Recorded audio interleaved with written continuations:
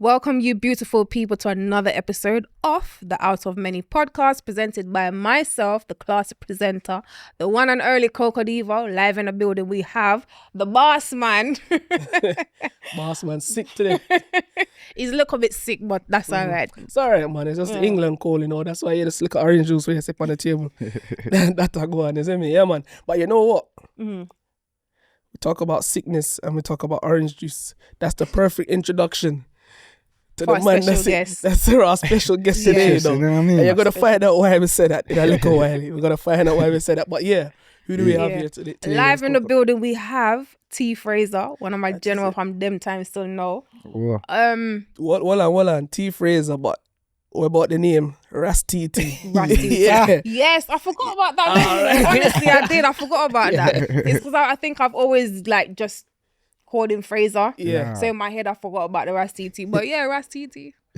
T Fraser. Yeah, so you lot might know him as Rastiti, but he is now known as T Fraser. And on the topic of Fraser, just before we start even getting into it, my bro, topic of Fraser, of course, we have to say your father, who your father is. Let the people them know who is your father. Yeah, well, my father is Philip Fraser. Hold on. The legendary Philip Fraser. You can't just novel up walk out of your tongue like that. Our father, so we don't really see him as the ones them see him, you know what I mean? Philip. But yeah, it's a legend, you know what I mean? Amongst the greats like the Dennis Brown and the Sugar Minot and these ones and ones. So big up my father, Philip Fraser, you know what I mean? Yeah, for sure. Big up Philip Fraser.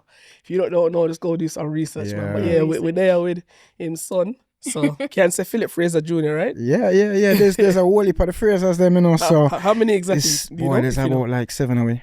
Okay. And there's like 4 boys and then the rest are girls. So like every boy has a surname. 7 that you know of. That I'm fully know of and that I'm fully sure of. Sorry. I'm sick. I'm sorry. It's the sickness. As Tyler said that, it brings me back to the statistics even though daddy of a top Jamaica. guy, but they make sure him keep him family them.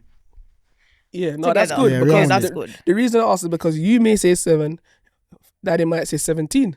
We don't know. Man, I'm fully because we ask him, you know what I mean? Yeah, I have to sit down and ask the ones and ones, you know what I mean? Yeah, so you know your siblings, that's respectful. What was you gonna say, Coco?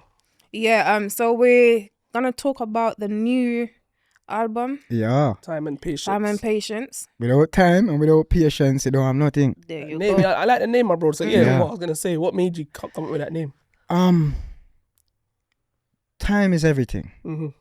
And patience is everything. Yeah. I study a lot. And I looked at the understanding of different meanings, and I wanted this title of this album to mean something different. I put out 2 EPs, one in 21 and one in 23, and one in 21 was called Destined for Greatness. The other one in 23 was So Blessed. So the whole roundup with this one, which is the album, different than the EPs, I wanted to call it Time and Patience because I gave myself like a year out of music to kind of restructure myself. And, the name changed, but the songs, you didn't hear the new songs with the song changing, with the style change and everything, you know what I mean? So you mentioned you wanted to you took a year out of music. All right, so talk to me about the strategy because would you not say it's an unusual strategy to take a year out of music and then forward back in with an album like that? Yeah, the reason why I done so, is because we already implemented 2 EPs and a show for the first EP, which was Destined for Greatness, live bands and that. And then we had a follow-up album like a year or something after. EP. Yeah, EP. I remember, and it's like, you don't want to jig the people with so much things that they're not really playing. So what the rappers them who are amongst and in my area, they do albums. They don't really do mixtapes no more or singles because it doesn't really hit the margin.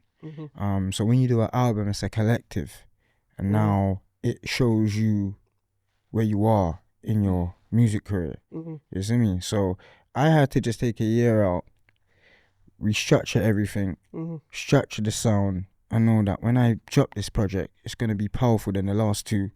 And it's going to be immense. It's going to be a solid project. Yeah. Because, as I said, I'm amongst top rappers in the UK.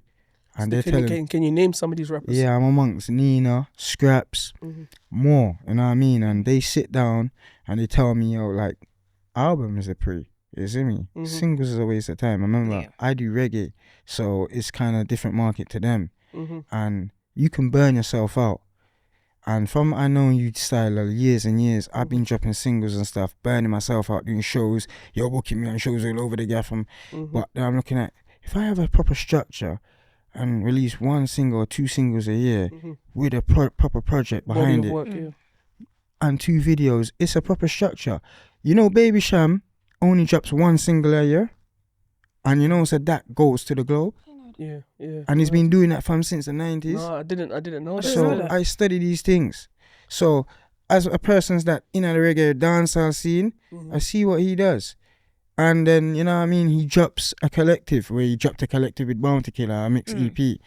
And from that, you ain't heard him drop nothing else, have you?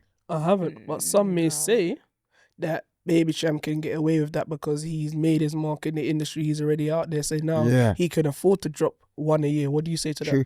That makes sense also, but he already knows that if he overburns himself out, the songs are not going to go nowhere. Yeah. So it's better you do 1, 2, and make it kind of reach his pinnacle. Quality over quantity. Yeah. Because when you're dropping 100 songs like them, say, Carter will drop all 30 songs in 1 week or whatever, how much of the 30 is getting known? Yeah. But from since he bust on the scene, I'm from Portmore, you know, so we already know about him from before. And he had so much songs from before he was the Black Cartel to the White Cartel to him being now, that everybody, the youth, them know about now. There's songs that the people them don't even know about. You know, my cock and I, when I'm back talk and I, like my life space to me, I'm not gonna try. So them song there is when me young. I mean, I listening to them man there. So he had so much songs. After that, I still can't remember. Yeah. But so, he's still prolific right now because of the work he put in. So now you see he's come out, he ain't putting out no songs so much. 1 or 2 or 3, but he's still focusing on the ones from before. People are levitating to the ones from when he just went in. You know what I mean? So I think that you have to have a structure and drop it like the R&B, that industry. Drop like 1 single. Do it correct, you know what I mean? I'm very interested that you took that stance, and I'm definitely looking forward to see how that works out, because I haven't seen too much reggae dancehall artists take that stance, so definitely looking forward to see how that works out for you. What's some of the things that you discovered about yourself during that year away from music?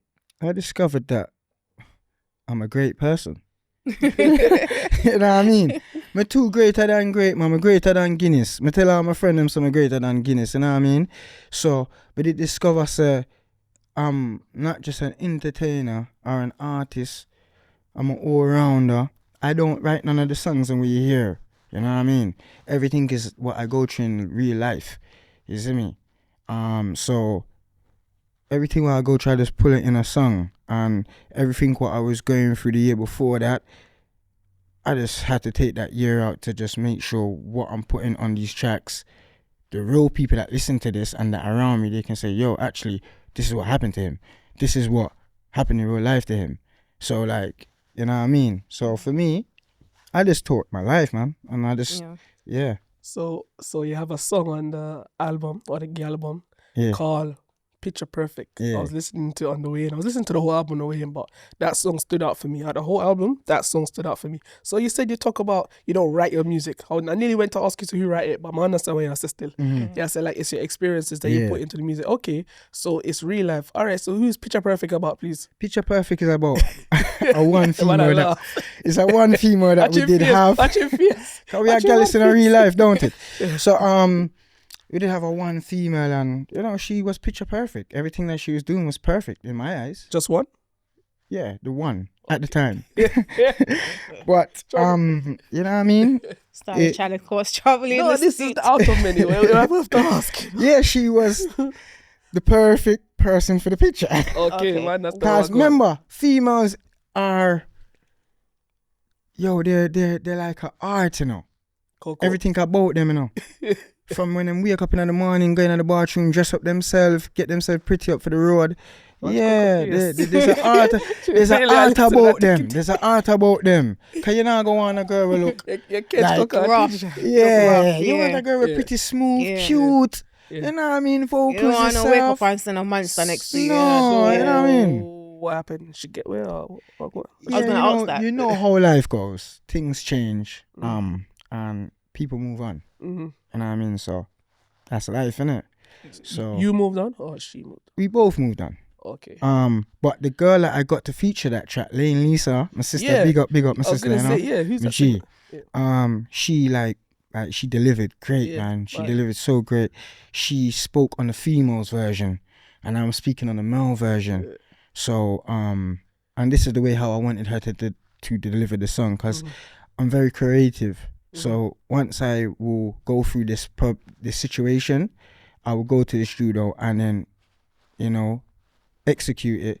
And then if I feel like I need a female on it or a male on it, I will reach out to the ones who I feel have that right sound. And she was the one that had the right sound, and she came with the right vibe. Yeah, man, she blessed up the track, and she's singing for the females, and that's what I exactly told her to do, like sing for you girls, like, you know what I mean? And she done it, man. All right. So my co-host, of course, Coco is here. Yeah. You're there, artist. So you can just talkaphone is in front of you. You can just sing like a piece of Picture Perfect and You know, I'm my one-liner styler. yeah, That song's for me. yeah. Picture perfect, innit? I can't fully remember the full song, cause I have so much good songs on the album, I'm not gonna lie, bro. I love all of them. So it's like when I even really get chance to go back and take it into one and just have that solidified in my head. But it's a big song. All right, you're gonna know for the viewers them at home, yeah. He's moving like Cartel at Freedom Street. You know what I'm saying? Yo. You can't remember his song. So what we're gonna do, we're gonna actually let you hear Yeah. like a piece of his song right now. Yeah. And we're gonna hear it, and you guys gonna go check out. Yo, don't sue us, you know. No, We have man. permission to play the song, right? You can play it, bro. No, we just have to make sure. You can play it and big up the producer AV as well, you know? Yeah, we got the 'Cause, producer. So yeah. we're gonna actually play a piece of that song. Now I like the song. I think it sounds very nice. Yeah. And after, not now, when you finish watch the episode, go and check out the song. It's on Spotify. It's on Apple Music. It's on all Yeah. digital platforms. Go and check it out. Stream it. Don't download just check it out. Purchase it. Yeah, please, the Yeah. whole album. That's So it. tell me about some of the other features that's on the Okay, album. so I got one called More Love featuring Jazeel. That's Buju Banton's son. Son, yeah. I'm a Okay. G, man, I'm a Jazzy G. Mary. I say, I nah lie, you see, when I voice the song, I voice it like 3 years ago. And I said to myself, I want to put this out, but I don't know who me I gonna make feature upon it. And choose a one drop song. And it met by Dangles, my producer in the community, North West London. I said to myself, you know what?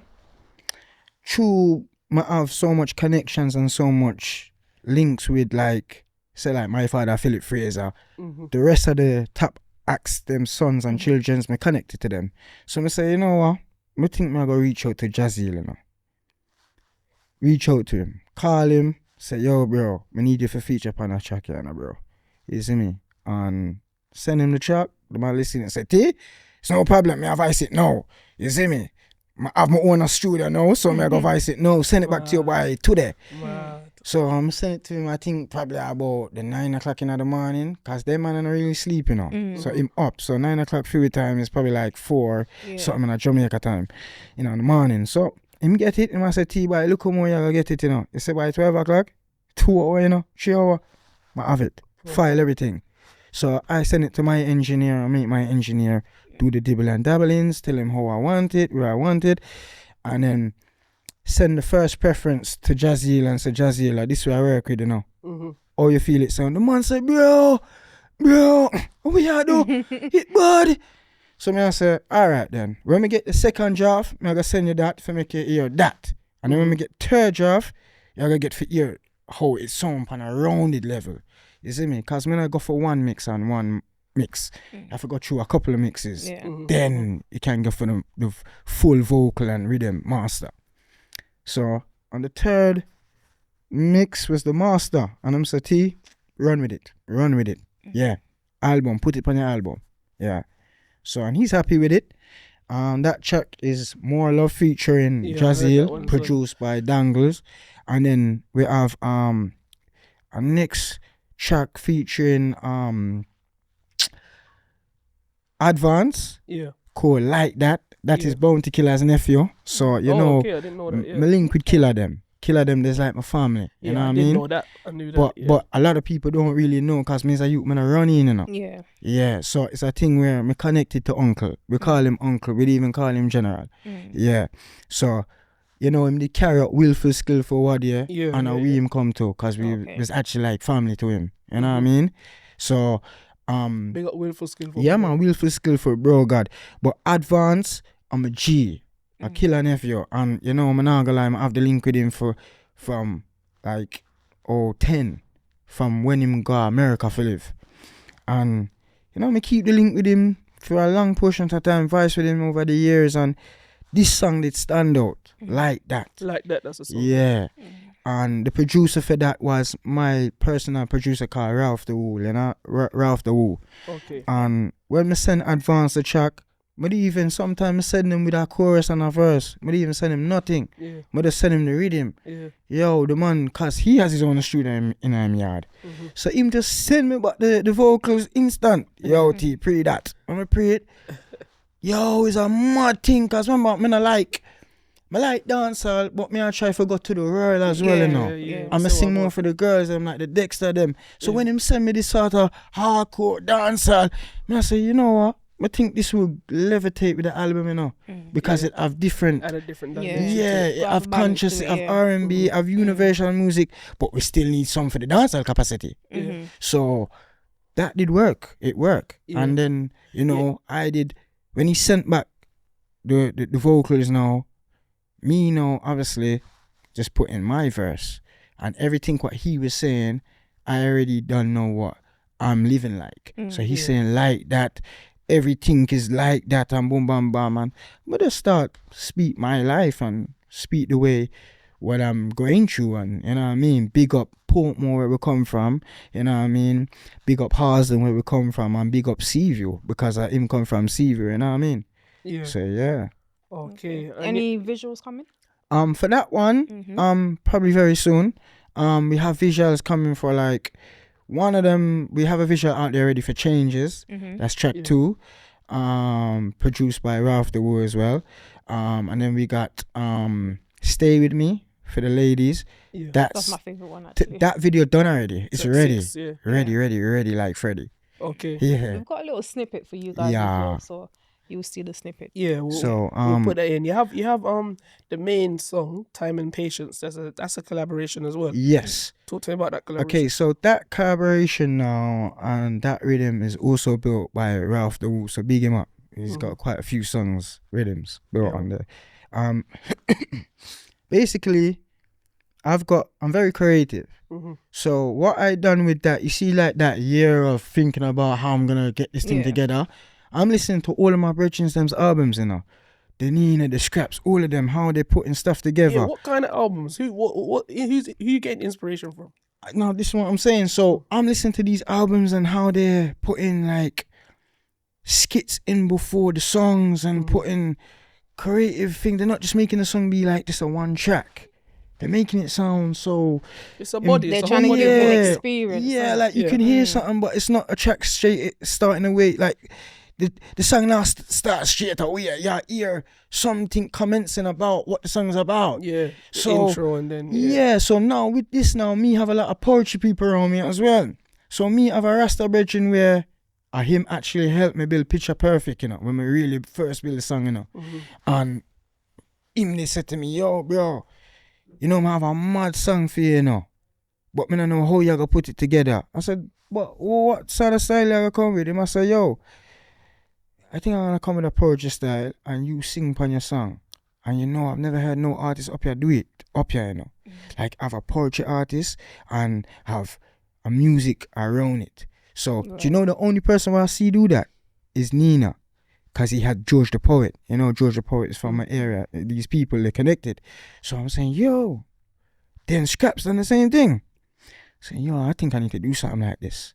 So it's not just a rapper or a singer just singing. It's a man now expressing his vocal cords. Mm. But he's talking off of the same concept that you're singing about. So that's why I made Time and Patience be that name, because it's got a lot of things in that song. When you listen to that song, he's telling you about social commentary. He's telling you about work for yourself. Mm-hmm. You know what I mean? He's telling you about, you know what I mean? If you focus on yourself, you can be better. You know what I mean? Mm. So all it is time and patience. Because time is the essence of everything. Mm. And patience is the essence of everything. So, yeah, man, that's how that song come about. You can't really have one more without the other. You can't. Mm. Yeah, man. So that is Time and Patience, guys. That is a new body of work. I like the artwork as well, by the way. Yeah, man. Give thanks to my designer as well. Artwork is nice. I like that. Yeah. Time and Patience, guys. So you guys can definitely take about 35 minutes of your time. I think about 25 minutes of your time. Yeah, and listen to the project. The project. I'm so precise when it comes to mathematics, you know. But yeah, you guys can take about 35 minutes of your time and listen to the project. Put it on repeat. Yeah. All day. It was a good meds, you know. It's a real meditation. I was listening to it on the way in, as I said, and I'm not well at the moment. And you know the way how it started as well, protection. Protection. It's positive, you know. I felt, you know, I feel, yeah. So you see that song, man, I cry when my voice that song there. Like legitimate tears. Literally. I was in Jamaica like 3 years ago. Why? Cause I'm gonna tell you this. Cause my only write off. I don't write. So if I've gone through this interview today, I'll probably go and voice it. Okay. So it's a sad thing. I was in Jamaica and all heap of things go on, you know what I mean? Family and everything, you know what I mean? And me dep on the veranda. And it's early morning. And I have my banger phone. So I have none of the normal phone them, you know. It's a banger phone I have. And Jaja, no. I don't know about that, you know. I don't know nothing about that. No comment. Yeah. So, boom bam now, I'm there and family I get to me. And I think about is just some different other meds. And what come to me is protection. Keep blessing me, Jaja. I know me have to be stronger. I say, yo, when me reach back to England, I have to voice this. Because me get the sound and the lyrics, but the sound I can't voice it because the phone I have broke. So I have to use the banger, but the banger can't record.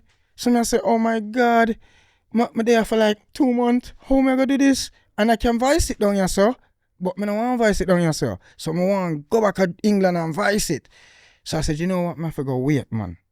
And every day I try to sing the song to get the same melody in my head. So when I reach back a yard, as soon as I land, I think I land the Tuesday, the Wednesday I'm there studio and record the song. You see me? The rhythm was obviously sent to me from my producer, Ralph the Woo, big him up again. You know what I mean? And yeah, that song is a real life song. Everything what I'm saying it is like real. So that's why it's like, even when I hear it, I cry. Yeah. Because it's like, you go through some things with your family and you feel like, yo, I saw family deal with people. I saw people deal with people. So, yeah. And my big sister always tell me, anything we go through, write it in a song. I'm a love her for that because this is what I be doing. So this is what is making the people them more affectionate to my songs them. And I have other ones around me that tell me the same thing. Write your life, brother. Sing your life. That's the only way it'll come across the people. Don't fabricate nothing. And then when they go into that, they can find out if this guy is lying or not. So, you know what I mean? Yeah. So protection, this comes from the real essence of how my life is and what I was going through at that time. But I love protection. Protection's a big song. Right. So, what can we expect for the next 2 to 3 years from? Just greatness, because I don't know what Father G have in store for me for even the next week or so. So I can't speak on the next 3 years. But for now, just God keep me going and keep me breathing, you know what I mean? So I can keep doing great things for myself and my family, you know what I mean? Which is right. Yeah. Any plans to have shows? Any shows? Well, we have no shows booked at the moment, but we're planning to put on our own event again. Right. You know what I mean? Which we did whole like 3 years ago. Yeah. Live bands, you know, the Hootenanny. You know what I mean? that was for my first proper EP, Destined for Greatness. Yeah. I could have done one for this album, yeah, so. Mm-hmm. But rather people just take into the songs then. Right. Gravitate to the songs then, you know what I mean? Mm-hmm. Yeah. Excuse me. May surprise them. Yeah. And just say, yo, keeping a big show. And then make my artist friend them come. As we had it before, you know what I mean? Yeah. Mm-hmm. Okay, before we wrap up this segment, tell us about your business, because you're a businessman also. Yeah. So tell us about that. I want to look at juice and stuff. That's why You know I love my belly. Go back to the intro. That's why I said to you guys the perfect way when I was talking about the juice them. Yeah. Because we're not promote them. But we're going to promote with myself. Yeah. So, I'm a vegan. Been a vegan for like 19 years, I think. No, Jesus. it's a long portion of time. 19. Yeah, from since I 2000. I think from 2004. That's like what, 18, 19 I'm years. a vegan as well for about 19 minutes. Brother, you need to change it. I like that one. Yeah, but you get there. You get there. It's just time. So Time and patience. You though. see that, bro? There you go. And why I would say time, because it take me a time for gravitate to that. You know what I mean? I'm not lie. So yeah, we do vegan food, ital food as we call it in Jamaica. In England, them call it vegan food. And we do ital drinks. You know what I mean? Which is like different blends, different mixes. Right now, you know, it's our winter, so you need a good drink for ease up your throat, like you know what I ginger mean? and them The thing ginger, there. the pineapple, the carrot Juice. juice. So, all right then. So, would you call yourself a bush doctor or you wouldn't go that far? No, I'm Okay. just a businessman that wants to cater to keep people's health up. You know what I yeah. mean? And, Yeah. all right then. So, suppose persons out there watching now, is this flu going around? Even me, I'm very sick right now. Yeah. What would be the perfect juice that we should, purchase from Well, yourself? to be honest, carrot and ginger is a good blend, you know. Ginger. Why I could say that? Because the carrot is good for your eyes and stuff, they say. Mhm. The ginger is good to take off inflammation of your chest and all these Yes. things. So we Good. do a lot of studying. We're not gonna just Yeah. sell Make people something, drinks with yeah. without no No, I direction. asked you the or- question. I already knew the answer because my grandmother teach me them thing, but I just Yeah. wanted to see. Because, some people, they make a business. Yeah. They don't really know what they're talking about. They just They you don't know understand? nothing about But it, bro. I can see for you to be in a vegan for 19 years. And I'm gonna use the word ital because these Western people over Yeah, here we're not like Westernized. to pretty up things. Jamaica been doing this from years ago. Years. You Yeah. guys, we just discovered no Yeah. ital in here. Alright. Yeah. And we've been Vital. at discover it. So yeah, bro, definitely I'm in full support of that. Anything like to do with Anytime. health and well, in full support of that. What's the name of the juice company? Fraser's Vegan Hub. So you all can go and follow them up on Instagram. Fraser's Vegan Is it Hub. with a Z or a S? Z. Z. Yeah. Fraser's Vegan Hub. We're goodly gonna have it on the screen anyway. Yeah. Production will take care of that. Definitely we're gonna be supporting that. And you're based where? Northwest. Northwest London, yeah. Northwest. Yeah. Then big up the place, man. Oh. Big up Well, St. I'm Ross, not big up more- Church Road, Suppose big up persons everywhere. Suppose people in Aki chant to big up in a little while. So Jamaican, big up, big man of them, man. Yo. Yeah, like a chance in a little while, bro.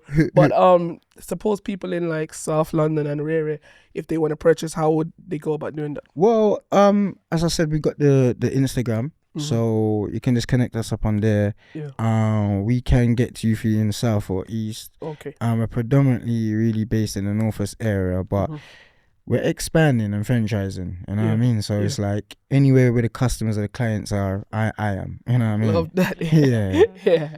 I would have talk about the banger line client I then. don't know about that, bro. I don't know. Even though I'm saying I'm banger for yeah. My friend them call me a chopper, but I don't know is it. I don't know what a chopper No, be. you're I just don't know chopping what it. a chopper be. You're chopping the vegetable. vegetable. Yeah, you the know. fruit Yes, And we that's are all chop chopping life we to do. chop.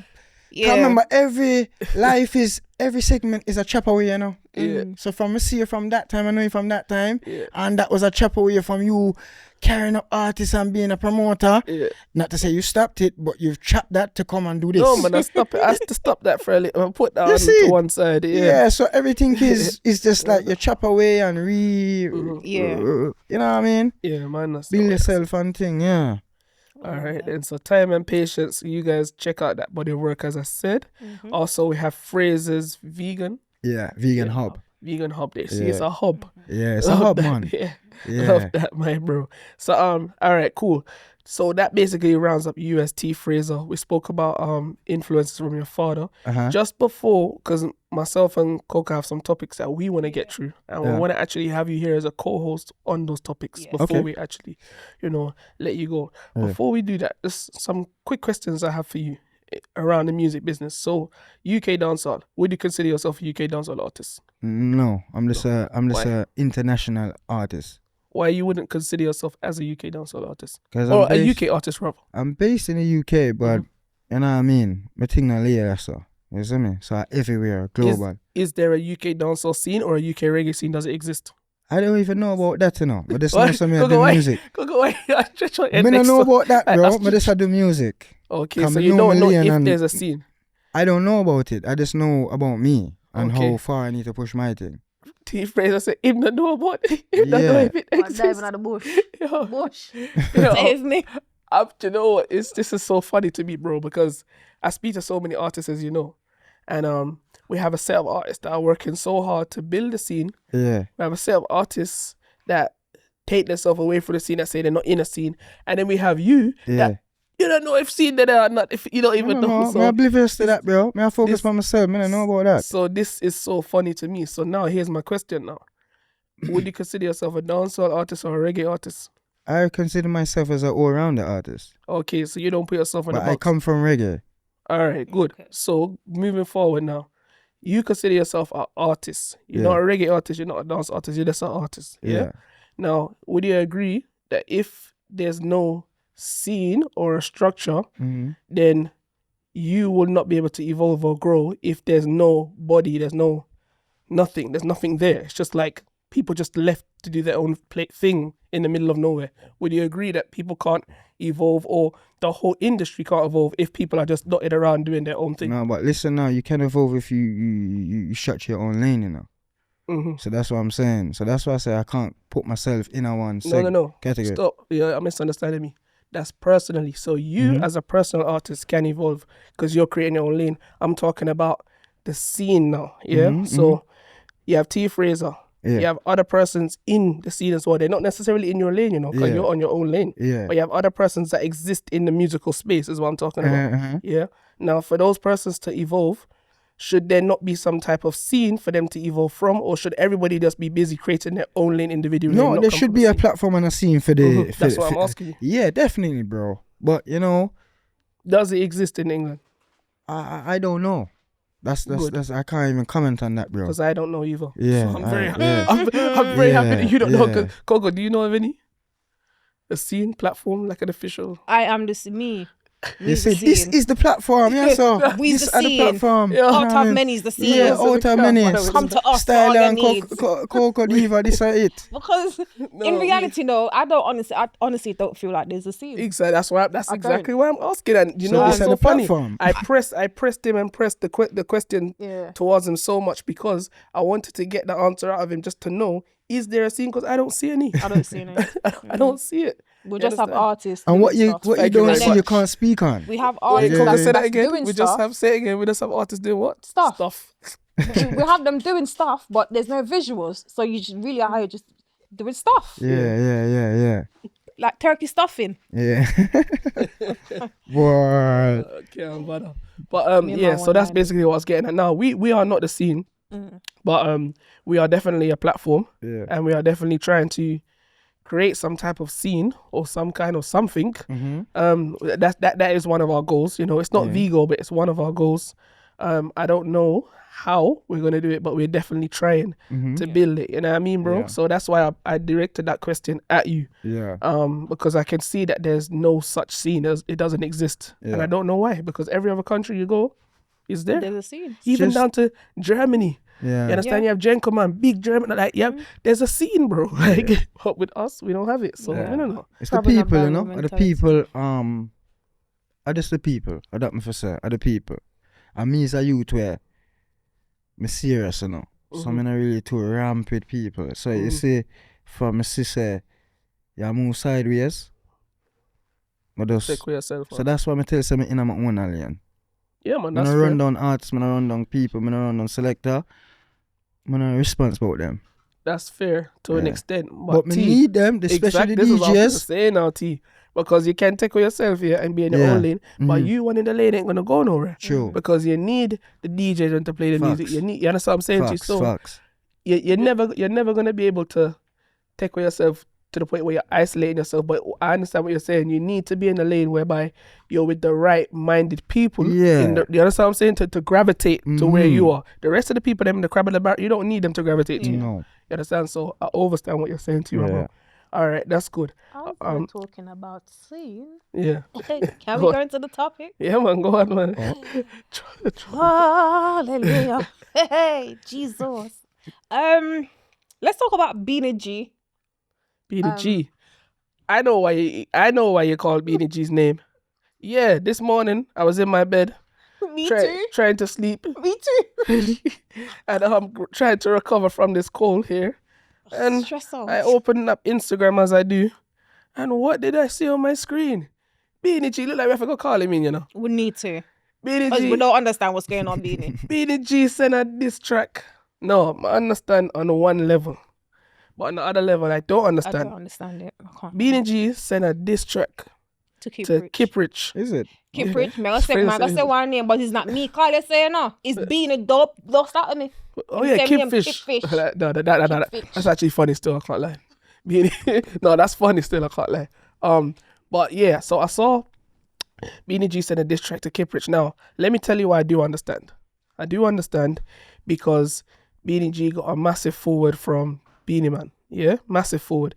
Persons out there are calling him Beanie Man's son, and he has to capitalize off of that. All right, he got a massive entry, massive forward from Beanie Man, and I can see Beanie G definitely trying to build off of that momentum as he should as an artist. Yeah.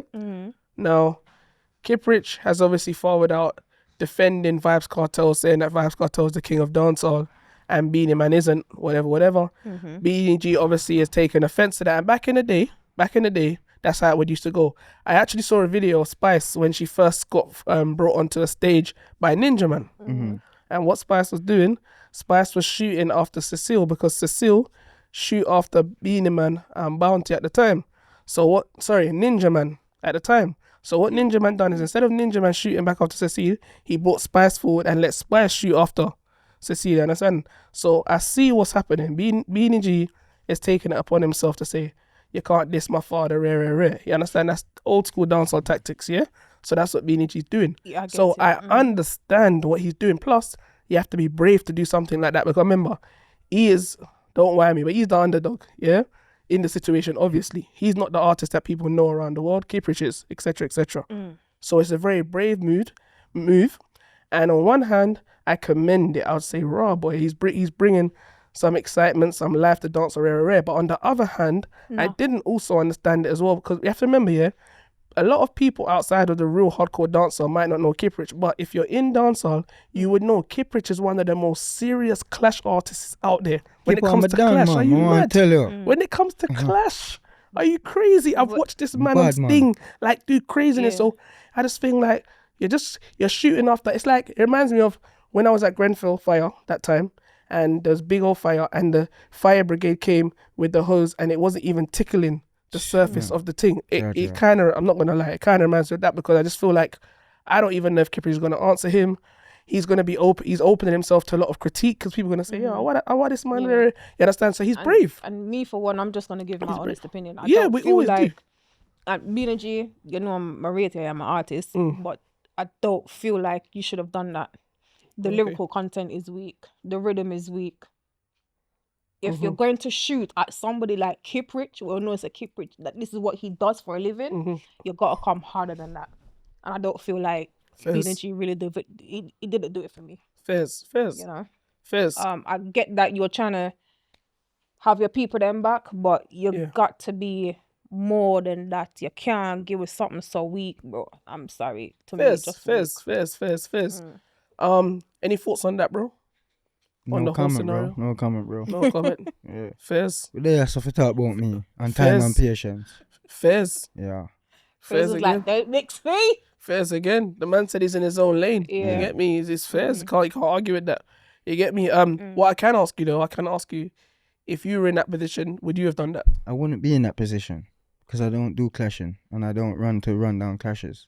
All I right. do music. All right, hold on. You don't do clashing. Hypothetically speaking, if somebody had shoot after your father, yeah, would you go after them? No, I want to see them in person in real life. Jaja God. Yeah. Jesus. You see, we're coming back to the whole banger line and Because that's what come from real life events, innit? So the bag of media, social media, that not really mesh Street with talking, me. not That social not really mesh with talking. me, you know So what I mean? as soon as it comes to your father or your musical father, whatever, it's just straight. It's either My musical father. well on the man. yeah. It's either straight person on the street or Yeah. it's you just don't do clashing. Yeah, just don't do it. And my musical father, my father, biological father, Philip Fraser, musical father, Bounty Killer, the gun god. So, and we call him uncle. Those who know the circle, we call him uncle. So it's like, yeah, that's why we're so serious and we're adamant and prominent and dominant for make where music speak for itself. We're not trying to worry nobody. Cause remember I said it's a crab in a barrel system, you know. So you have to know what you do, you know what I mean? Yeah, but you're not trying to worry nobody. But your musical father is called Warlord. But that not said that you always have to take up everything what him do. True. Cause that will left you in a one That's true. mad place. Yeah. He must like intelligent, you. I'm see with enough of the artists He them was like round uncle. intelligent, you. Yeah. You know how to I'm pick see up with any. enough of the artists them round uncle. And where they are today? Nowhere. Yeah. Some of them are fly go foreign for live and they're not artists again. Mhm. So the competitiveness not really make no sense if you're not competitive I not ever with yourself. Exactly. I'm that's what I was gonna say, competitive, you have I'm to weigh up your competitive. options. Yeah. What makes sense? I'm competitive amongst myself, you know. Every time I go in that studio for Vice or I'm record at home, I have to be recording better than the last. Of So course. I've got songs right now that are ready to drop in between this album, you know, that are not on this album, you know, with other producers. But I tell them it can't drop right now because we have to make this go out first. Right. Simple. Make it sync with the people then. So Which is right. it's about just like getting your work ethic up and focusing on getting the public knowing you for who you are and what you're about instead of, you know what I mean, we're not there at Jamaica for our war with people. that the 90s, bro. You know what I mean? But I love, so as I said, me deal with music and money. Business minded. So I'm gonna know nothing else apart from that and woman them, you know what I mean? Mm-hmm. Yeah, if I know them three things, when I really respond still, you know. Cause for my whole life I've seen violence, bro. So it's like, why do I want to continue seeing that? I'll put myself in that. You know what I mean? Oh, I no. That's fair, bro. That's fair. Put myself But in that just to be fair to BDG, to bring it back to that conversation, Mhm. I don't think it's ever gonna get to that level like that. I feel like BDG is doing the typical, person said Sexy Danger done it with Queenie. You know, he's going after someone who's very popular, someone who's a talking point, in the hope that it's gonna. I think this is what I think he's doing.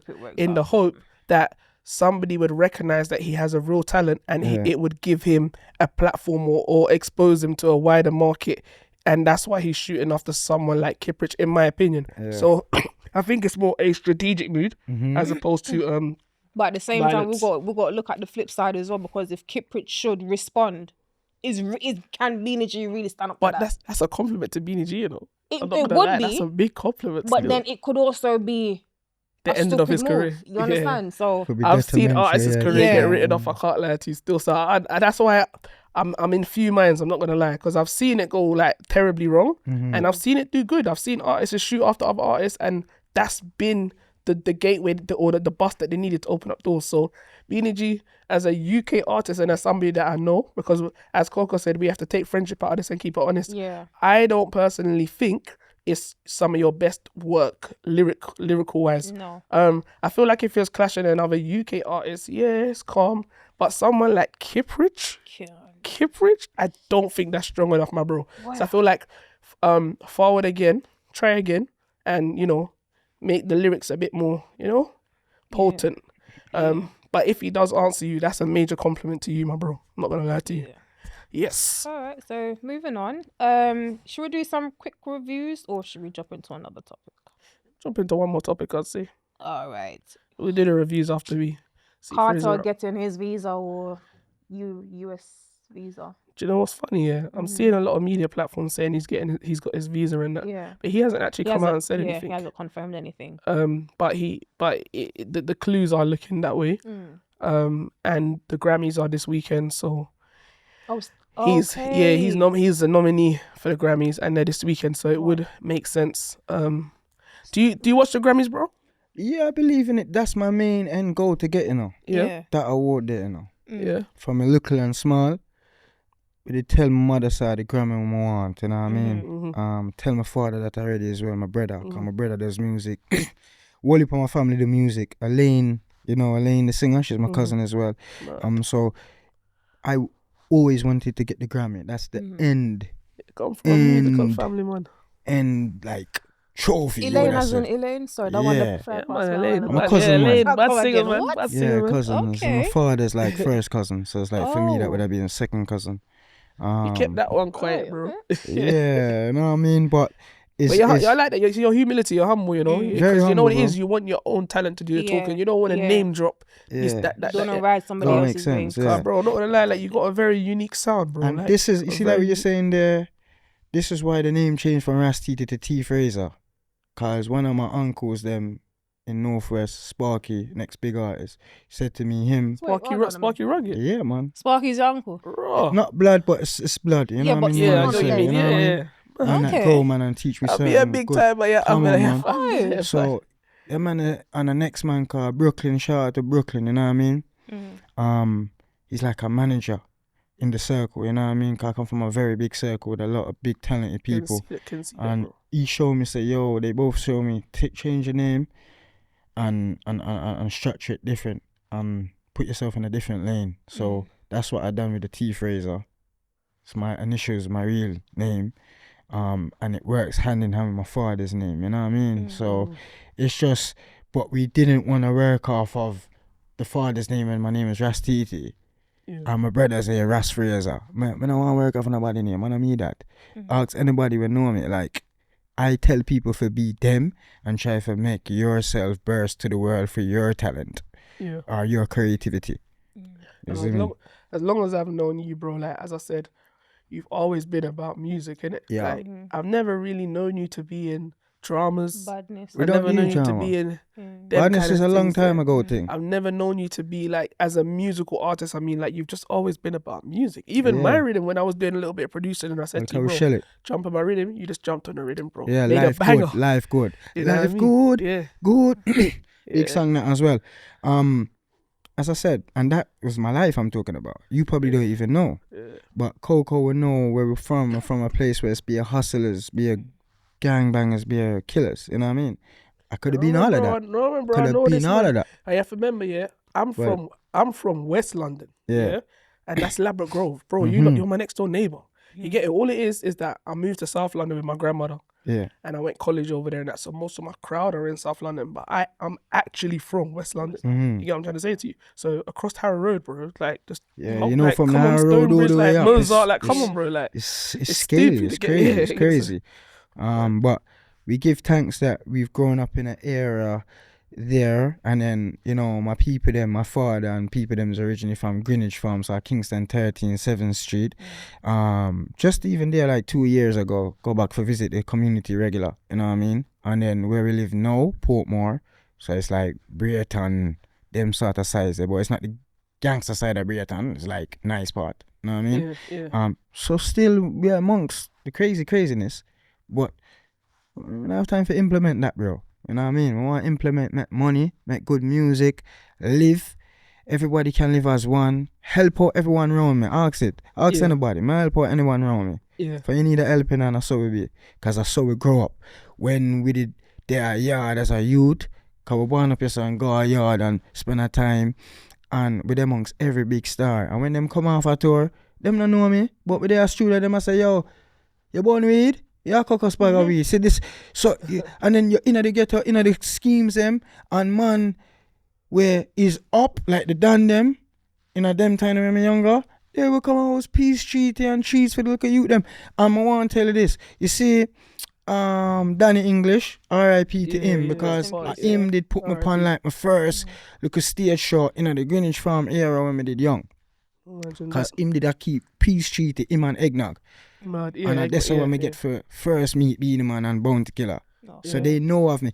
Basically, even when Beanie Man come here, 2 years ago, him come a housing. I did see him, me and him a reason for about half an hour. Show him who my father is, my brother. I say, what, Ross Fraser, Philip Fraser? Hug me. Me and the man a reason for about half an hour. BA fans are come to him, I have to say, yo, load the man, let me and the man reason. You see me till him kind of get agitated and I say, yo, let me go back in at the one stop because too much people now come to him, you know what I mean? But that was good because he remembers, you know what I mean, like who I be.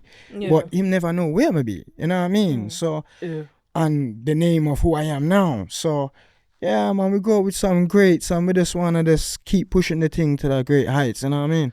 So, just before we outro you, me and Coco need to do our roundup, but just before we outro you, are there any artists over here in the UK who you would want to collaborate with? None. How did I know you were going to say it? Before I asked him this year, I knew this guy was going to say that before I asked him this. Zero. Just me. I like that. And anybody who me them monks in the Northwest. You know what I mean? But even that. So I just say none. That's why you see the collaborations that I got on there. Only one of them is from like two of them. The Father Augustus, which is poetry, and Lane Lisa, Northwest. Yeah. The rest of them, if you're not in my circle, it's like, what's the point? I like that. Sometimes you can't like be in the same stagnancy. You get me? That makes sense. Or if there's an artist outside of your circle that can take you to higher levels, you wouldn't consider? I'm taking myself to a higher level. They can't take me. Okay. Yeah. Because then Fairs. I'm not going to say, oh, me boss, I'm not on that. Okay. Yeah, I'm not on that at all. Fair enough. Fairs. Me Can't conquer argue with everything with me, I do, you know what I mean? Yeah. Yeah, so nobody can conquer nothing for me. See him so. Yeah. And there you have it, guys. Coco. I said none. Yeah, That's chest. I want that clipping. I want that clipping there. Yeah. Me first I got post apart. Make no look at controversy. No, I'm ready with controversy. No, you can't be so brazen that's here. why And they then got to talk watch about the full controversy. interview. Yeah, no, exactly, no. When we take the clipping, then I gotta see the like a clipping, and then I gotta chat up, but they need to watch the whole and see why the man said what he said. You understand? At the end of the day, the man's entitled to say what he wants to say. The man said none, and he said why he said none, and that's it. And he's standing on business. Yeah. You're not gonna go on the next Coco. You're not gonna go on the next podcast and tell them, oh no, I didn't mean that. Are you? No, you gotta stand about business, no, right? Me fully me, All me. right. I say. What this is some of the controversy. You know what I mean? Hard publicity is good publicity. Yes, people. That was T Fraser live in a building on the Out of Many podcast. This is it's actually kind of like an exclusive. Yeah. You get me? Come on, this is exclusive. This is you very and me, we are exclusive. Exclusive. Come on. Exclusive energy. And you can't lie, this guy's not too regular when it comes to the podcast. Yeah, I'm not regular for interview, bro. And this is long overdue. Yeah. This link here is an artist that I rate. Don't get it twisted, not because you hear him acting like this is an artist that I rate his voice, unique, bad artist. And you guys need to support the artist them over here. Yeah, man. And he invested himself. Just go look at the body of work that he just released. Yeah, you know what I mean? What we're looking forward to now is visuals. That's what we want to see. Yes. Visuals. Right. Changes video. That's the second track of Time and Patience album's out. I released that like last year summer. And then we got the next video dropping well soon. Like Good. we even want to say about Valentine's, ladies, cause you know I'm for y'all. And Coco's gonna review it as well. Yeah, please just look out for that. Stay with me. And then we got some more videos dropping for the year. We just go make sure the 12 tracks run out through the 12 months. All right, good. And next time you're forward here, and we ask you to perform, you're gonna go and go learn the lyrics, yeah. The lyrics I don't learn. Next time you're forward, you're not gonna sit in no sofa. Yeah. We're gonna be over there. We're gonna have a setup, and we're gonna make you perform 100%. Some of your song them. All right, problem. Exclusively right here. So just go and learn the song them. Yeah. That government. All right. Good. T Fraser, thank you. Yeah, Thank you. love and prosperity. Man. Guidance. Blessings. All right, man. Once again, big up to T Fraser. We just got a couple of topics here. Yep. Before we end the show. We were speaking about the Grammys earlier. And T Fraser was saying that you know, that's one of his dreams. I guess that's every artist's dream, Yeah, you know. of course. Do you know? Big achievement. I can't help but think, every time I hear that, do you know who I think of? We got Queenie, you know. Queenie, I feel like she's like one of the first people to constantly put it out there every day. Yeah. Man, I got for my Grammy, you know. Yeah, I got for my Grammy. And she's serious, you know. Yeah. She's not joking. And you know what? Life is so funny. She probably will get it too. You actually never know. The way how life works, you actually never know. You know what I mean? So, yeah, we got Queenie. Anyway, when it comes down to the Grammy, I believe is actually taking place this weekend. Well, depending on when you see this, it may have already taken place. But I can tell you that the nominees for the 2025 Best Reggae Album are Collie Buddz, Take It Easy, Party With Me, Vybz Kartel, Never Gets Late Here, Shenseea, and of course Bob Marley's One Love album, and then Evolution, The Wailers. So for me, the only real reggae in that is Bob Marley. Real reggae. But I think it's because they've merged it. I know what it is. I know what it is. But well, I don't know who your thoughts are. Some people are saying that Shenseea is gonna get it. Some people are saying Cartel's gonna get it. Some people are saying Bob Marley. What are your thoughts? I'm really hoping that Cartel gets it. I knew you. How can I ask? Come on, Gaza. How can I? Yeah. Yeah, but I'm hoping Cartel I think gets a lot of people are. Yeah. Oh man, I can't even say the word rooting because that's just a big why. I think a lot of people cheering him on, hoping. Yeah, there you go, cheering him on. Yeah, cheering on Vybz Kartel for that win. You know, it would just be the icing on the cake, innit? Like, you know what I mean? He's forwarded it out. He's doing his thing. You know, he's releasing music videos. He's just done Freedom Street, and then the Grammy. That would just be like the fairy tale. Has Beenie Man won a Grammy? That's a good question. You know. But I'm pretty sure he has. Okay. I'm pretty sure Beenie Man has won a Grammy. Well, but if Beenie Man won, no offense to Beenie Man, you're a general, you're an artist, same way. But if you get one, Cartel need 3. Then we can just stop having this conversation about who's king on the dance hall. Don't quote me, for real. We're gonna go on to that. Don't quote me, but I'm sure. Yeah, I think he's won one. Yeah. 90 and he has. 90 He has, man. Or like 2000, maybe it might be the year 2000, or it might be the late 90s. Either late 90s or the year 2000. I think it's the 90s, yeah, like I'm 99.9% sure he's won a Grammy. Which brings us on to the next topic, by the way. This whole King of the Dancehall thing that we keep seeing everywhere. Every blogger, every podcast, everything is running with this topic.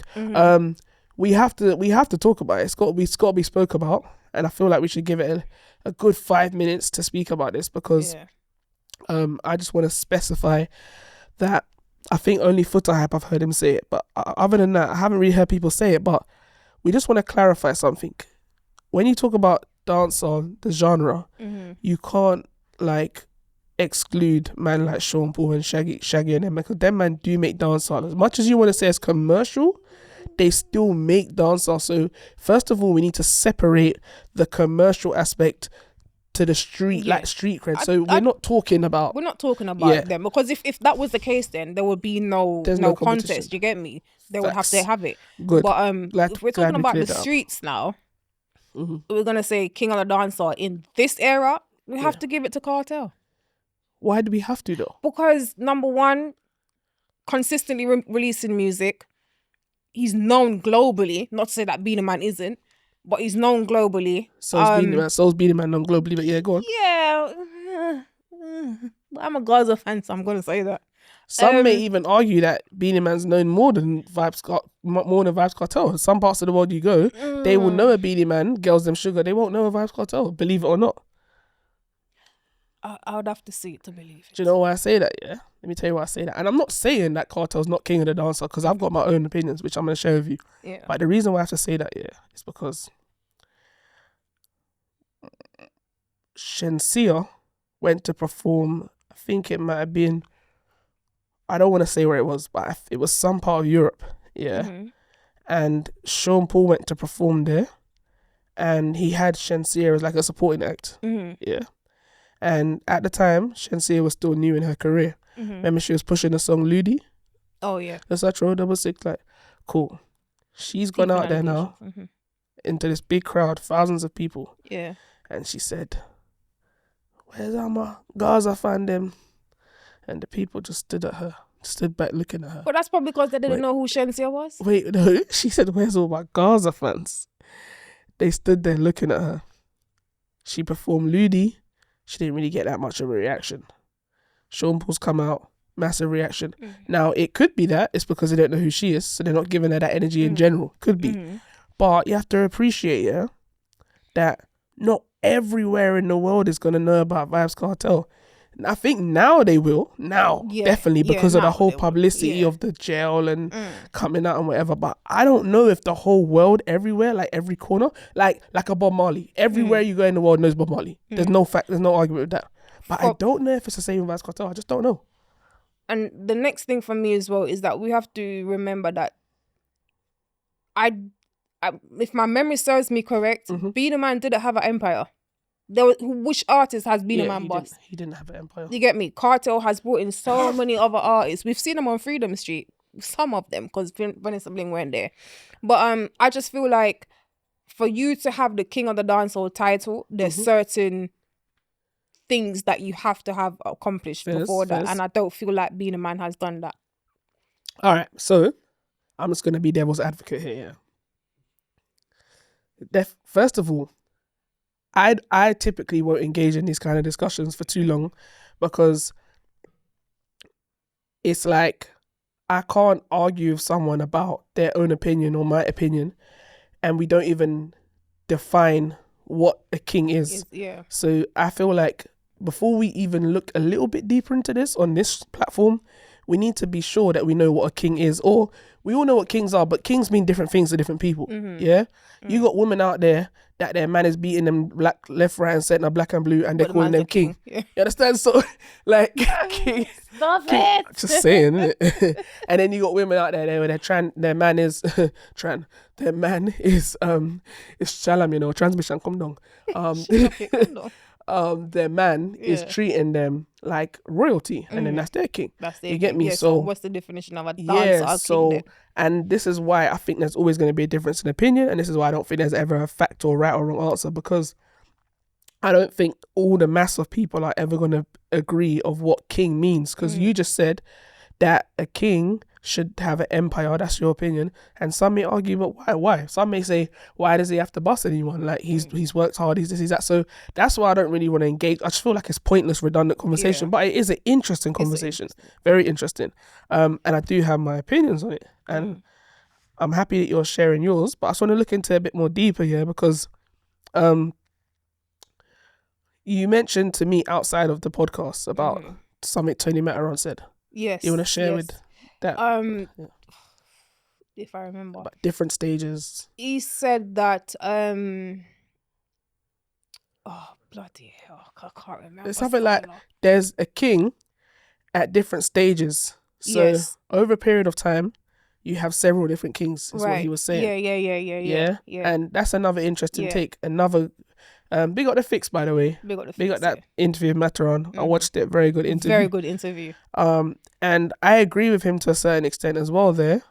But then, okay, so over a period of time, so in my opinion, you had King Yellowman. Yeah, so let's go back to the 80s, yeah? You had King Yellowman. First of all, I want to know who called him king. Who decided he was king? Yeah. Because to my knowledge, he decided he was king and he called himself that. No, I'm just saying I could be wrong. But to my knowledge, I've heard him say he decided he's the king.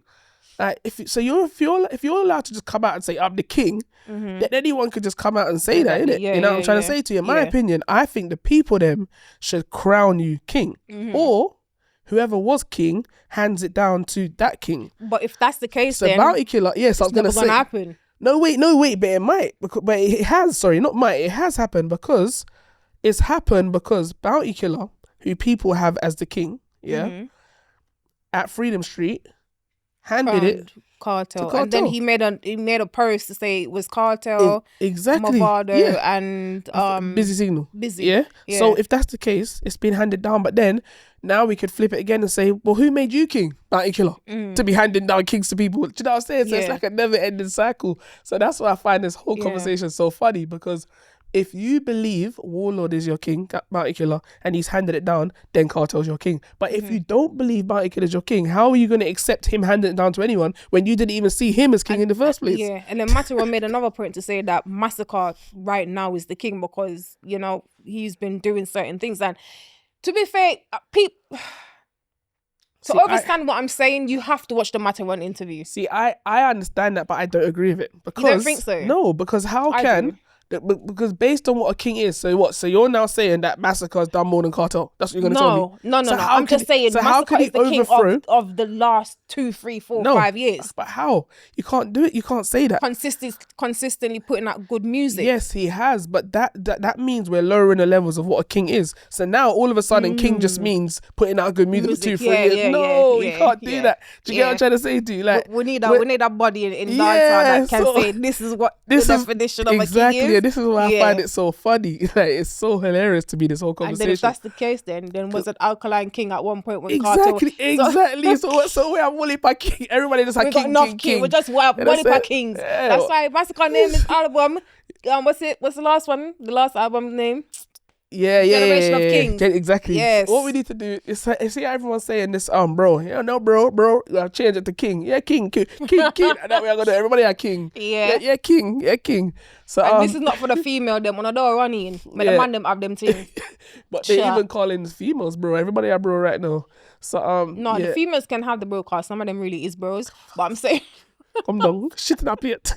Shut up. Shit that. Leave the man them with them king title. Yeah, stop running.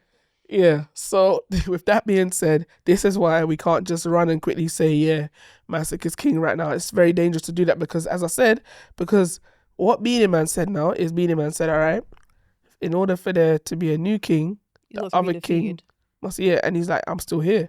So this is my overall opinion on it, yeah? You're still here, but you're making a fool of yourself. Okay, this is my overall opinion.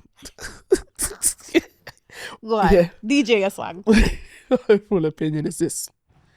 As I said, I think we've all just accepted King Yellowman was the king from the 80s. I wasn't even alive to know how he reached there, but he reached there, yeah? So, King Yellowman, you were the king from the 80s. You got to crown the new kings them. So, more hear from him, yeah. More hear from him. Step into the office, King Yellowman. You know, I did hear from him, and he wasn't too happy with Beanie Man. I did see something online. I'm not gonna lie to you. Still, if I can find it, I'm gonna insert it because it's not good. This is getting too.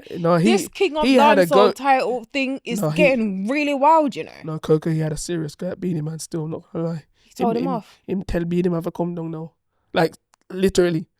He literally said Beanie Man is a bad man. It's very sad. It's not good. Anyway, so I don't even need to hear from him. I've heard from him. It's cool. Oh, it traumatized me when Elephant Man said, "A bad man in bad mind." That's an Edmund like pick out. Yeah, that's man. Just a bit like what you said about what's your name? God. So you had King Yellowman, then undeniably you had Beanie Man. Mm-hmm. Facts in the 90s. Facts. Yeah, you can't deny that. I remember he even made the song and everything. Yeah. We never really had Vybz Kartel because Vybz Kartel was always dubbed himself as world boss, But then naturally, in my opinion, it had to be passed on to Vybz Kartel.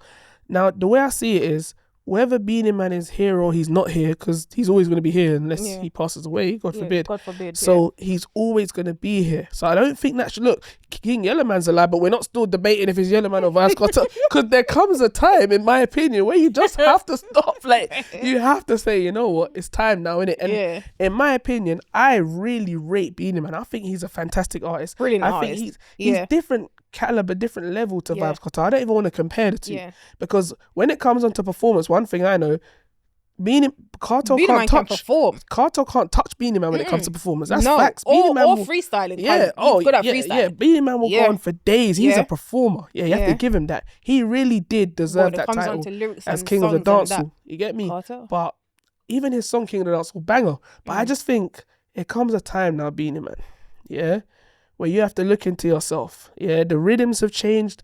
The sound of dancehall has changed. You got this whole TikTok generation. Like, they're idolizing Vybz Kartel. That's who their God is. That's who they're looking up to. Do you get what I'm trying to say to you? And there comes a time where even though you're still here, yes, we still respect you. We still respect your music. You understand? We love and appreciate you. But there comes a time where I think gracefully you have to say, you know what? It's time now. Let the youngers them, rare. You still can be around. And I think it just becomes a time. It's just a veteran king, that's all. And I think you just have to have that time and hand it over gracefully. And I think I don't want to see Beenie Man go out like this where he's not going out gracefully. It's not because he's too talented for that. He's too much of a legend for that. We don't, it's like when someone's hanging on to something and it's like, bro, just let it go, please. It's a mockery what is going on right now. And respectfully, Beenie Man, I feel like at some point you just have to wake up and stop doing the nonsense in it, because you really didn't have to do what you're doing. And it's one thing when the fans are cheering you on, that's fine. But it's a next thing when your peers no longer respect you. You get me? Yeah. And I feel like it's kind of strained that way, because if you listen to conversations, most people have something negative to say about the attitude and what is going on. So that's what I'm just feel like. But are they saying that because they already didn't get with him anyway in the beginning? You have to be careful. Yeah. Could be. Because sometimes people have things negative to say about me, and really it's just, we never did like them anyway, and they never did like me. So we never really expect them to say anything. Shitting up here, come on. Just saying. Yeah. Well, we have to be careful there. But I agree with you. It's getting to a point where the rest of the community, if they're voicing their opinion, it's not going the way it's not. So then, I just think gracefully, bro, out there, like the Boom Sunday thing was, and then you went to him, and then go back to Jamaica, and then your wife is now paying. But let me clear that bit up. No, I will clear that bit up, because I actually spoke to Boom directly. Yeah, Camille nowhere shadow, man. Basically, what it was is, sorry, and I don't wanna say it wrong. This is an exclusive. People. I don't wanna. Exclusive. I'm not even going to play it for them to hear, but I'm going to play it for me to remind myself of what he said. But hold on a minute.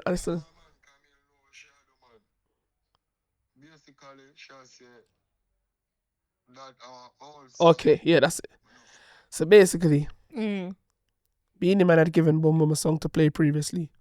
Boom Boom obviously played the song, but Camille went to correct Boom Boom to let him know they have a newer song, like even newer than that song, that they wanted to play. So she's saying, take off this one, that's not the right song. Take that off, yeah. And she's saying that there's a different song and even a newer song. And then what she did is she said, in that same breath, because they didn't have that song line up, she said, play for them new song. So she's saying, play Carter new song. We got something newer than this. Take off this old one.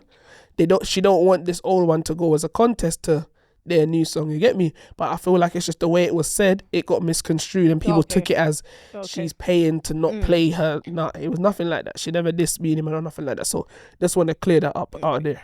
Got me wrong with it, no? No, that's not clear that, and that's coming from the selector himself. You understand? So if that's, you can't get that's from the whole, that's not from me. I know me, it's the selector himself. So he cleared it up. Okay. And out of many podcasts, we like to clear things up. We don't want to run with fake things over here. We're opinionated, but we don't want to run with fake things. So in my opinion, I believe Vybz Kartel, if what you're going to define as king is the king of the dance, so there's no point in bringing up people like Bounty Killer, because they're all from Beenie Man's era. Yes. So if we're going to bring up, like, why are we bringing them man up? Do you get what I'm saying? Like, well, you're only bringing him up now because it's between Kartel and Beenie Man. Like, don't do that. You know what I'm saying? Plus, Warlord has already passed it down to Kartel, so let's leave him out of it now. Yeah, we get it. Warlord, he busting off artists. He's the king. Yes, we get it. But we're not talking about king in that capacity right now. All right? So I just feel like it is Vybz Kartel, and I feel like Vybz Kartel will have to hand on that baton to whoever it is, at some point, and that's just my personal opinion. You know what I mean? And that's it. I don't think there's nothing more to argue about. To be honest with you, like, there's no artist out there that's doing what Kartel's doing. Said Beenie Man was never no king, because remember, it was Elephant Man that was running it at one time. Oh God! You see it, guys. You need to watch the fixed I was interview just about to wrap up the I had to get that one out there because it was on my brain, though. But yeah, you see, we can come and no. Look, no, I never caught Elephant Man there once, you know. As a next artist, we're jumping again. So people, you can leave in the comments. Is it Elephant Man? Is it Who's your king of dancehall? Is it King Yellow Man? Yeah, some of the kids watching gonna be like, who? Yeah, Yellow Man. Yeah, who's your king of the dancehall? Yeah. Please leave in the comments and tell us why. All right, do you agree with us? Do you agree with Coco? Let us know what you think. I just think Royal Boss, untouchable right now. It's phenomenal. Anything he touches right now is just, you know. So yeah, him still have fly the flag, and to go to jail for 13 years and to still have that hold. Come on, you know, the man, different level. But then again, on the flip side of that, because you can't be biased, Beanie Man, sorry to have to say it, Beanie Man has been flying the flag for dancehall for 13 years while Cartel was in jail. But it's not just Beanie Man, because we had Alkaline, we had Massacre, we have Ding Dong. But them man, they never travelled to the places that Beanie Man travelled to, man. Beanie Man was doing up world tour. Beanie Man a gypsy. Next topic. No man, you have to split justice. You get me? Yeah. That man he's a legend. He's a legend in some crevice of the world, some deep part of the world. He's a legend, and I'll give him his flowers. He's a bad artist. As a selector, I could tell you that because I play for some different races and different people in all walks of life. And you see when I drop "Who Am I" by Beanie Man, everybody know that song. They hot word for word. You know what I mean? So I remember listening to that song at 6 years old. You know. There you go. She's giving away her age. But yeah, big up Beanie Man, big up King Yellow Man, big up Elephant Man, big up the whole of the man them and the dancehall, big up on the stage. Big up the Nemo Ed, big up everybody, yeah. Big up Massacre as well, because he's one to watch as well. Massacre, my father, up doing things. You know what? I feel like the next album for Massacre is gonna be a hit. I can't wait. This year's gonna be a good year for music, you know. I can feel it. He's one to watch, man. Yeah. So talking of albums real quick, I know it's not really our forte, but I gotta mention it. Central C dropped a new body of work and it has caught the attention of Vybz Kartel, and Vybz Kartel and Central C had a conversation, had a communication, and Vybz Kartel bigged up Central C bigged up Vybz Kartel. They gave each other their ratings and they said that they have to work together and they're gonna make it happen. I must say, we're here for it.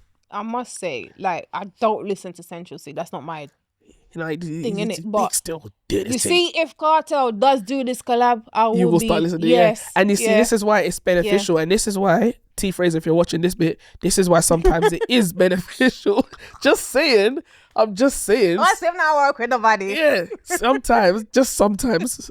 I respect your opinion, but just sometimes it is beneficial to do collaborations. You get me? Because look, Coco's in the dancehall market. She's now willing to listen into the drill artist market because of the Vybz Kartel collaboration. So for them reasons there, and we're here for it, man. Sench's massive in here. Yeah, massive. Stupidly, you mad? Like, I just know that there's a lot of controversy surrounding him. A lot of controversy. A lot of people, what they like to say is, you know, he kind of reminds you of like the UK rap version of Sean Paul.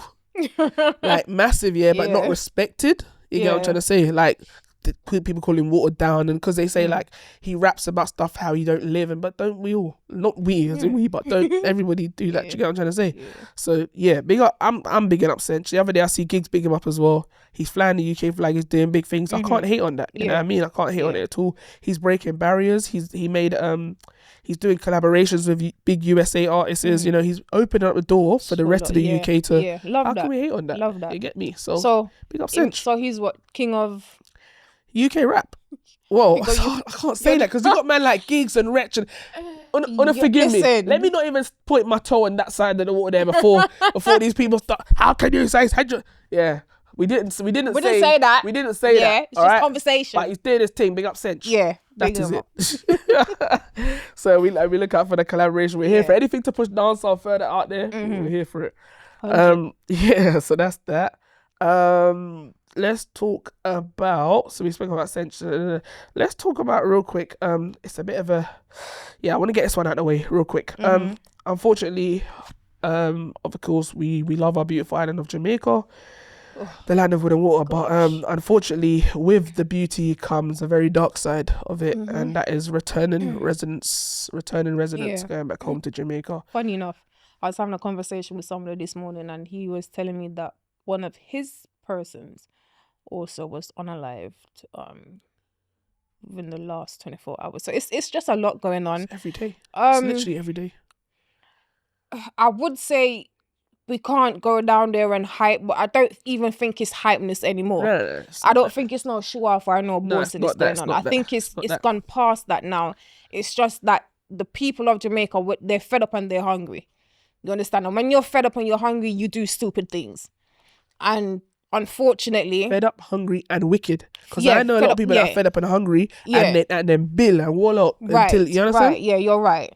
I just feel like it's a lot, and the government needs to put something in place to make sure that the people of Jamaica has some sort of benefits to lean on in when times get hard. Do you get me? Yeah. And I feel like they also need to put something in place for the visitors 100%. or returning residents 100%. That's going home, where they can also feel safe. Yes. Do you know what I mean? And this is what, see, you touched on it, because I haven't even seen bro gotta address it, because, and he's not going to. Yeah, but he needs to, because he does need to. Yeah. Even me, I would love. Look, see, today when I came into the studio, I'm sick. Even so, you can hear my voice. I'm like, my glasses on, everything. Yeah, and I said I'm just tired of this country, and I said to myself, if I could just go to Jamaica, then I'm like, but hold on, no. Yes,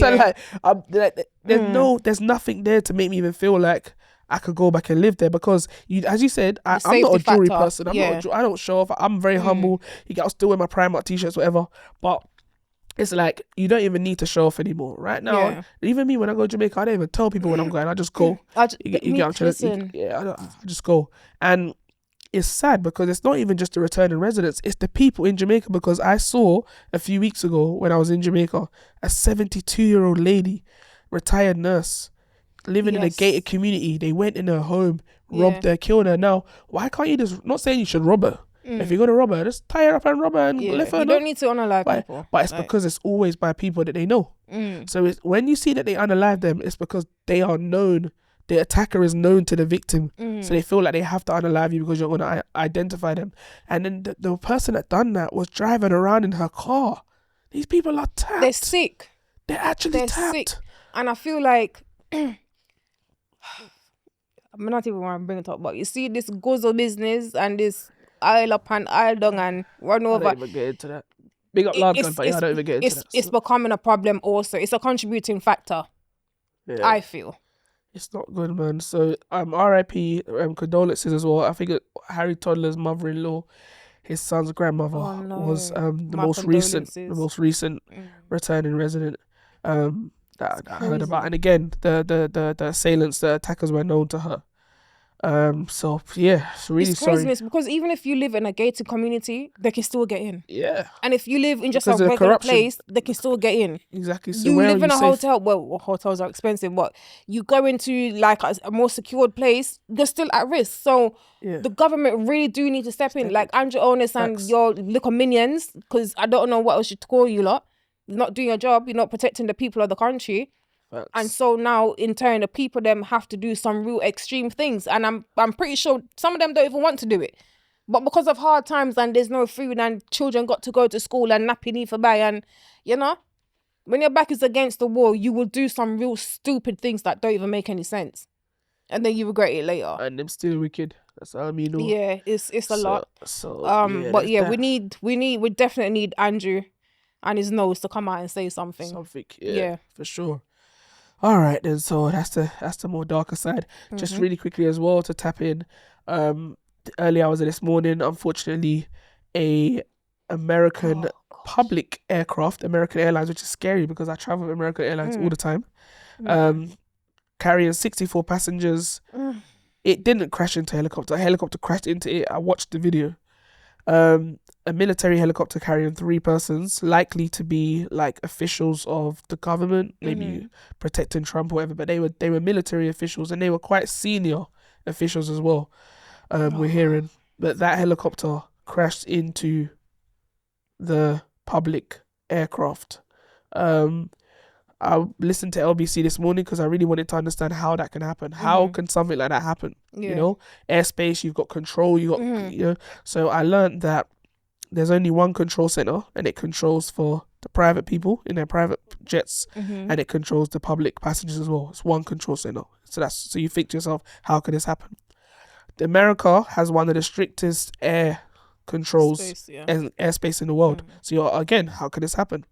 What the person on LBC had said, the aviation person had said, is the people in the military have a lot more freedom because they work for the military, so they're allowed to be a bit less stringent in the air and what they do. And what they're meant to do is they're meant to use their eye and their judgment, you know, and know their surroundings and see on their screen what's around them and what's not around them. Yeah. And so something definitely went wrong, because the control center, the last thing they were heard saying to that helicopter is, can you not see the plane? And there was no answer, because obviously by that time it's too late. It crashed into the plane. So for sure is what he was saying is, as that helicopter was flying, he definitely would have or should have been aware that there's a plane right in front of him. Should have been aware. The fact that he wasn't, it asks the question of, is it suicide? Was he drunk? Did he do this on purpose? Is it visibility issue? Like, no, it's people don't know. Too many unanswered questions with this one, and I have my own personal opinions, but for the safety of myself, I will not be voicing them today or any other day. Okay. Yeah. No problem. Yeah. So we don't know if it's political. We don't know what it is, but yeah, I hear you, Coco. Yeah. I hear you loud and clear. Kind of reminds me of the Twin Towers, but that's another story. Yeah. So condolences, because how it's sounding, both aircrafts fell into the river in pieces. And it's 2 degrees Celsius in Washington right now. Unnecessary. So you can imagine in the water how freezing it is. So even if they did survive hitting that water, the shock, it's not hopeful that there's any survivors at the moment. So very, very sad, and we send our condolences. That's a lot. Yeah. So I would say, coming back to the UK, we got some brand new releases. Yeah. Big up Claire Angel. Yeah. That's my girl. Yeah, man. Doing big things. Doing big things. If you lot don't know, you need to go check out what she's been up to recently. She done a tribute to Marcia Griffiths, 60 years celebration. Wicked tribute, by the way. Yeah. VPR behind that. They're backing it. Big up Jack Rubin as well. Yeah, but she's just doing her thing right now, and I for Claire Angel, she's been working hard for a long time, and I feel like it's just a matter of when is her time to, you know, proper get that bus through the door, and I think it's coming. I've said this to her in front of her face and behind her back. Claire is one of the UK's most talented reggae vocalists that we have, and I feel like she's not getting a lot of support because of 2 things: bad mind and envy. And when it boils down to that, like, it's gonna be hard for you to get your foot in somewhere, in some spaces. She's a very talented young lady. I personally feel like she just needs to disappear for like 6 months, go Jamaica, group herself together and come back. You know, that's honestly how I feel, and I've said this to her before. So anytime I go step on this, I think you're right. It's sad though, because it's not just easy to just get up and just go to Jamaica. It's not, because she has a lot of responsibilities. You have ties and know, money, whatever. So I hear it, but I think you're right.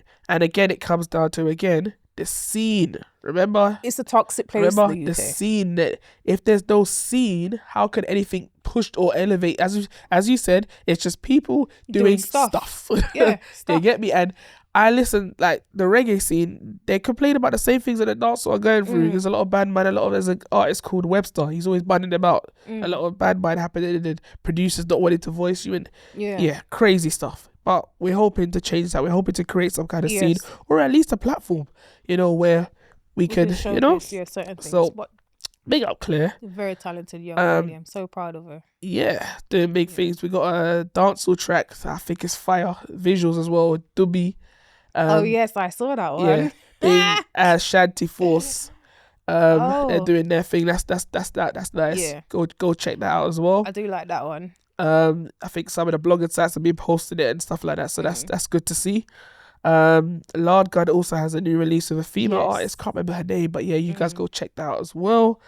Who else has got? Beanie G's got a new release. And don't take what we said as gospel. Go and check it out. Go and check it out. Go and check it, because you may like it. Like, I'm not saying I don't like it, because it's not a terrible song. It's not terrible. It's not terrible at all. I just don't think it's like, for me, Kip Rich is here, and good, like the good level is here, when it comes to like war, and Beanie G's punching here. So it's good. He's punching good. Yeah. But look where Kiprich is. Do you get it? When it comes to war lyrics, in my opinion. So it's not a terrible song. I just think that BDG has more lyrics inside of him than what he displayed. Yes. You get me? But it's not a terrible song at all. It's not terrible. It's just not my favorite. It's a vibe. It's not, yeah. Yeah. It's not a vibe for me, though, BDG. Sorry. No, I think it's a vibe. I think the beat's a vibe. I think what he said is a vibe. I just don't think it's strong enough. Yeah. Remember, he wrote Pum Pum Flow, Zum Zum Flow. That's a lyrical. Like, you get me? So I know he could do better. But you guys go listen to it. Let us know in the comment section what you think. Is it good? Is it not? Is it a good look? Is it not a good look? Let us know. And if you're talking about for the culture, I'd say Beanie G, big up yourself for doing what you've done. Very brave move.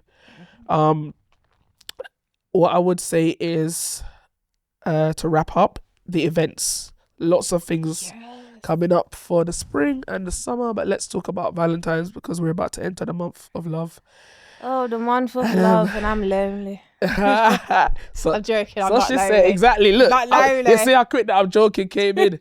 So she says that because look right now, look, she's getting paid. The man I paid her. I said, wait, the man I paid her. The man I paid her. The man I paid her. I said, lonely. Yeah. Stop it. You know what? I'm done. Yeah, no, we got Intense in it. The Intense show. Enhanced article. What is it? Dancehall Sensation or something like that? Yeah, Dancehall Sensation. So I think he's going to be at Ministry of Sound on February the 13th. Yep. And then I believe there may be, I think there's a Wolverhampton show and another show. Then there's 3 shows. I'll get the flyer and we'll put it on the screen. But yeah, check out Sensations. Big up Karen. Kaz music promotions on that one. And then we have a new show which I didn't even know about until yesterday. It's Cranium. It's going to be here Valentine. I didn't know. I had no idea. Yeah. I knew he was going to be here. I just wasn't sure if I was going to go. Okay. So yeah, I have Cranium. But underneath, forget some free tickets in the car. In real life, my broke. All my lifestyle. I'm joking. You guys I'm can joking, just but I'm shout not us joking. and then we'll just come in, we'll just blog your events and that, you know what I'm saying? Make it like a highlight video, do some interviews, promote your thing. You know what I'm saying? Help us help you. So so there's that. And then obviously we spoke about C Splash already, but Reggae Land have released their lineup and it's looking crazy as well. I haven't seen it. It's looking I must say I haven't seen it. I could tell you some of the acts that are gonna be on there. It's I'm not gonna lie, they went in this year still.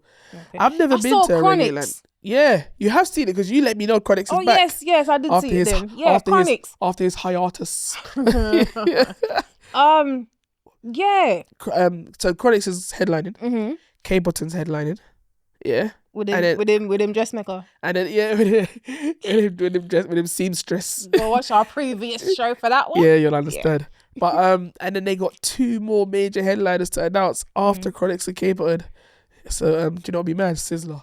But yeah. Sizzler, sorry, I'm still laughing at the picking up of the money.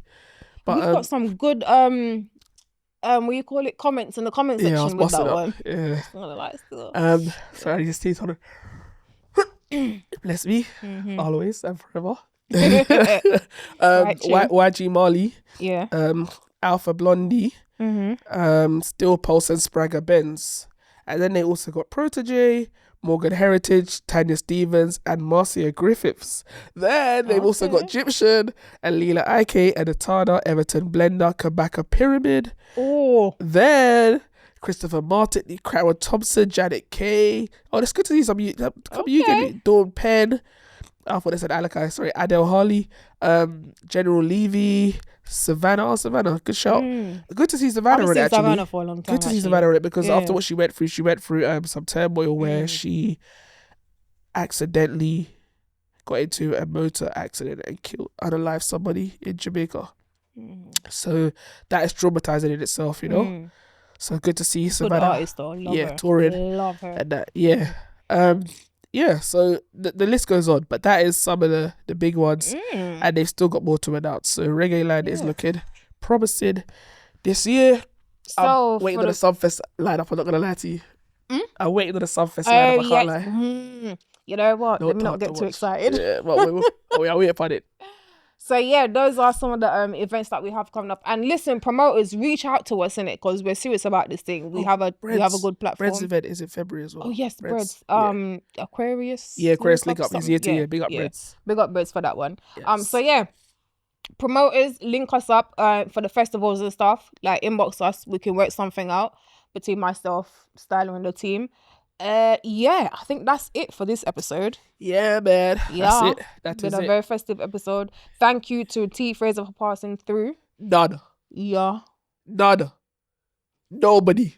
None whatsoever. That's forever going to live in my brain, you know. I swear. None. Yeah, and big up to DJ Styler. He's not feeling well, but here he is. Do you know what? The show has to go on. The show has to go on. We are professionals. I'm so sick. People, trust me. Yeah. I'm so sorry, but it's what it is. It is what it is. I'm sick, but still working. The brain's still a function, you know? Yeah, that is it. I'm done. But anyway. But guys, the next show we should have a special guest for you guys. I won't say too much, but we should. Yeah. If all goes well. And just keep it locked out of many, all right? Make sure you subscribe, share, like, comment. Yep. And don't forget, your energy is expensive. Don't give it away for free. Until next time, my people, big up on yourself. See ya. I'm out.